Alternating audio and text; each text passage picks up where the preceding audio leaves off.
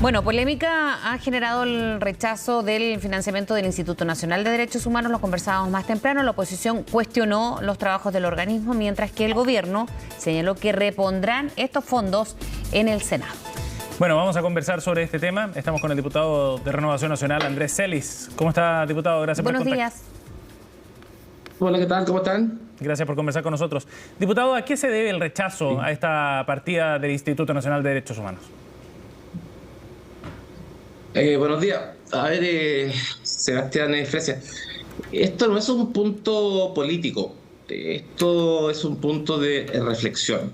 Yo fui integrante del Instituto de Derechos Humanos, perdón, de la Comisión de Derechos Humanos de la Cámara de Diputados en mi primer periodo por 4 años. Y conozco bastante bien cómo funciona la relación Cámara de Diputados con el Instituto. Y de verdad créanme que la posibilidad de pedir cualquier tipo de información, el de poder intentar que ellos pudiesen, y se los quiero dar con algún ejemplo, ver en qué condiciones trabajan los gendarmes cuando visitan en las cárceles a los que están detenidos o presos, o en qué condiciones trabajan los carabineros cuando van a visitar a alguien que está retenido en alguna comisaría, o en qué condiciones trabaja el personal de salud cuando van a ver a alguna persona que está con algún tipo de detención debido, qué sé yo, a alguna enfermedad y que tiene alguna orden judicial. Nunca hacen aquella práctica, siempre se enfocan a la persona que está condenado o bien tiene algún tipo de orden judicial que limita su libertad. Y cuando uno le pide información, ellos siempre dicen, mire, a usted la verdad que no nos importa, somos un órgano autónomo, y en ese sentido no le debemos nada a nadie, nos mandamos solo. Y esto se hace aún más patente cuando en este año se les pidió en la Comisión de Derechos Humanos, que en este nuevo periodo yo no integro, 5 oficios por el tema de Sergio Mico, que no contestaron, y se les invitó 5 veces, de las cuales tampoco fueron.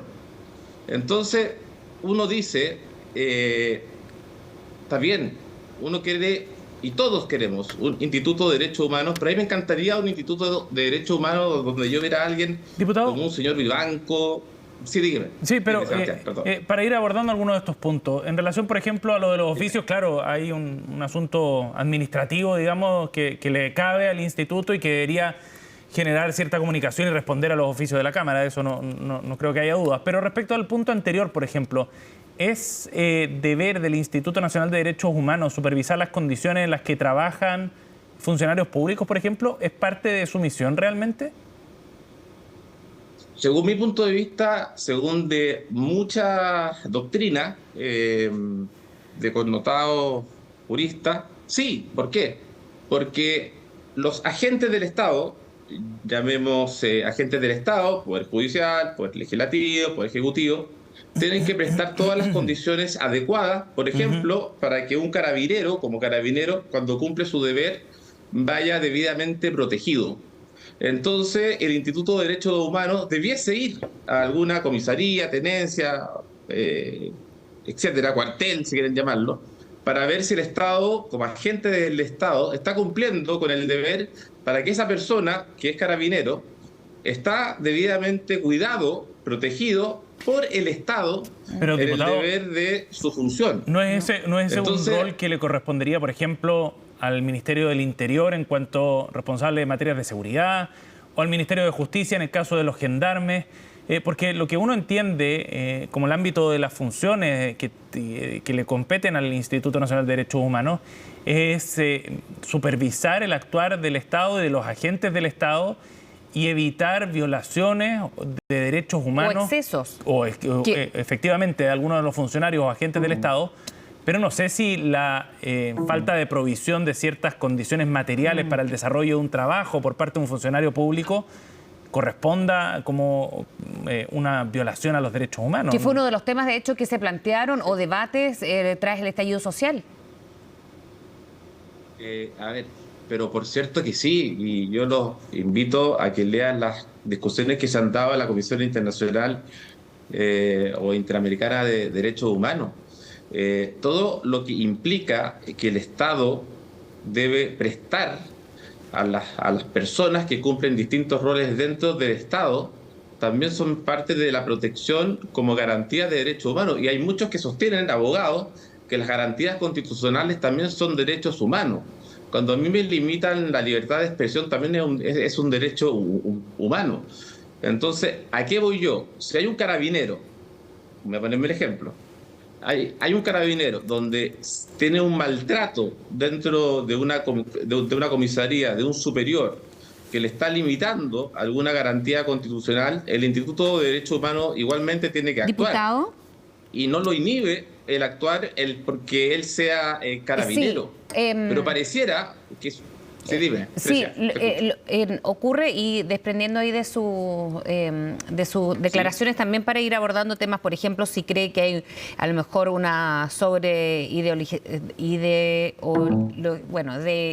Ideologización. Sí, eso. Sí.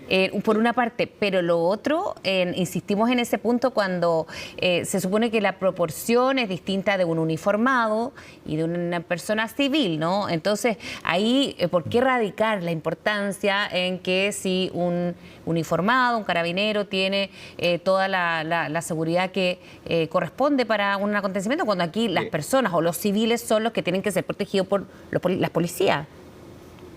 Es que no es que Fresia, yo te insisto que no es igual, y te lo quiero dar con un solo ejemplo. Al día siguiente o el mismo día del carabinero que disparó al malabarista en Panguipulli, el mismo día, el titular fue que Carabineros había actuado de forma desproporcionada y actuó de mala manera. Hoy día todos ustedes saben que ese carabinero fue sobreseído, es decir, fue declarado inocente. Hasta el día de hoy no escucho ni siquiera las disculpas hacia ese carabinero, y a ese carabinero le destruyeron la vida. ¿Y qué tiene que ver eso con el Instituto Nacional de Derechos Humanos, diputado? ¿Y el rechazo a la partida para este organismo? ¿Cuál es el vínculo de la situación de ese carabinero respecto al Instituto Nacional de Derechos Humanos? No entiendo. El que hizo esa declaración que yo te estoy señalando fue el Instituto de Derechos Humanos como Instituto de Derechos Humanos.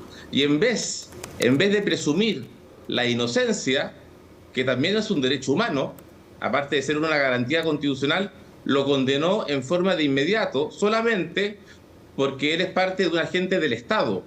Y un Instituto de Derechos Humanos nunca puede presumir que una persona es culpable aunque pertenezca a un Instituto de Derechos Humanos. Entonces, por lo menos en nuestro país, el Instituto de Derechos Humanos se ha convertido en un organismo absolutamente izquierdizado, y además en un organismo donde las personas que se contratan, poco sabemos la expertise, y lo único que yo al menos he podido saber o podido interiorizarme son los sueldos. Yo invito a la gente que ingrese a la página de Derechos Humanos, pueda ingresar al mes de octubre del 2022 y se va a encontrar con cerca de 25 personas contratadas, y entre ellas hay 2 o 3 que ganan cerca de 6 millones de pesos, hay otras 2 o 3 que ganan 4 millones de pesos, con ciertas funciones que son lo más etéreas,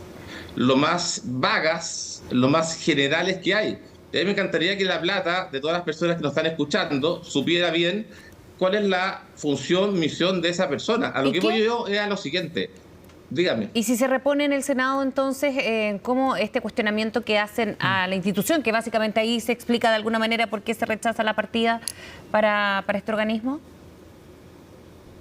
Lo que nosotros pretendemos es una mayor humildad del Instituto de Derechos Humanos, y que tenga la simpleza en el sentido de decir de que ellos se han equivocado, que han errado. Todos nos equivocamos. es parte también de ser humano, digamos.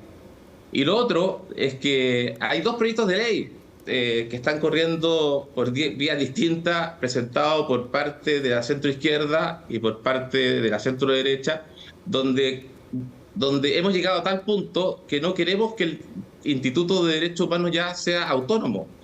Entonces, tenemos que llegar a un acuerdo. Tenemos que llegar a un acuerdo para que, en definitiva, el Instituto de Derechos Humanos sea transparente, sea probo en cuanto a las personas que contrata, a los informes que se elaboran, cómo funciona. No puede ser, por ejemplo, que haya estado, ¿cuánto? 3, 4 meses capturado por algunos estudiantes. No puede ser el trato que recibió Sergio Mico.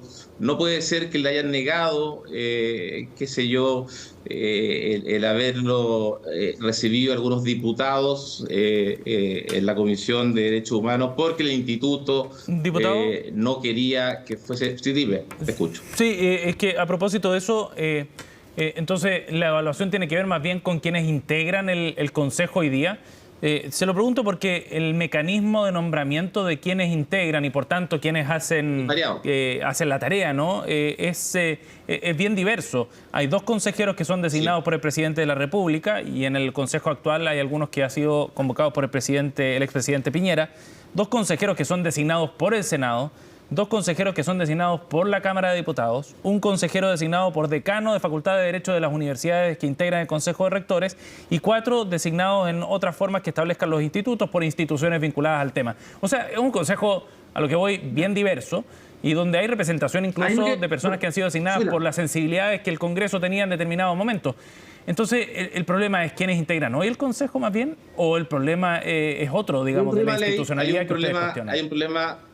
Hay un problema de ley que lo tenemos que revisar, y justamente con lo que tú me dices del instituto, de las organizaciones vinculadas y que eligen 4 consejeros, cuando yo hago la denuncia de esta persona de una organización independiente de Tocopilla de Derechos Humanos que está vinculada al Instituto de Derechos Humanos y que forma parte de estas organizaciones que nombran a 4 consejeros y que va a un centro de detención provisoria a visitar a un detenido y que va a ingresar a ver a un detenido y que esconde dentro del aseo personal que le va a llevar a ese detenido marihuana, lo pilla Gendarmería. Nosotros hacemos la nota de prensa para comunicar esto, le pedimos al Instituto de Derechos Humanos que se pronuncie sobre esa organización que no es parte, pero sí es reconocida por ello y que es vinculada en cuanto a que elige 4 consejeros, y el Instituto de Derechos Humanos, en vez de pronunciarse, anuncia una querella en contra de un diputado de Renovación Nacional. Entonces, ¿dónde está la libertad de expresión? Entonces, yo creo que de verdad el Instituto de Derechos Humanos hoy día se ha convertido en un instrumento de la izquierda.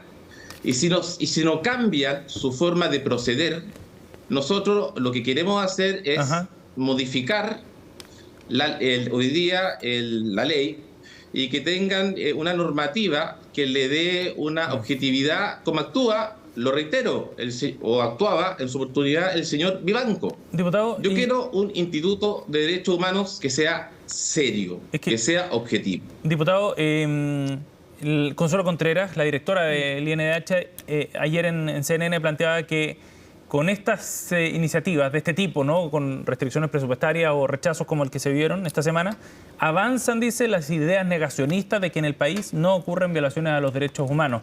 Y dice además que este es un golpe muy duro para la democracia. ¿Qué le parece a usted esa declaración de la directora? Yo creo que ya se quedó en el pasado.